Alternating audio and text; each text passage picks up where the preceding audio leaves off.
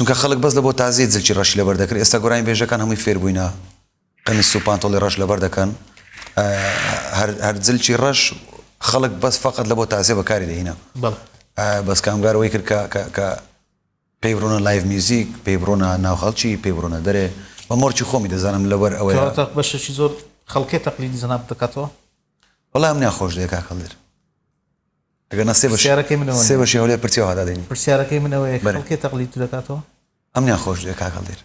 خەڵکی تەقلید دەکاتەوە ئەم ناخۆش دەیە گۆرانی بێژێ تەقلید بکاتەوە بەرێ گۆرانی بێژ بەرێ لە چ ستایلێ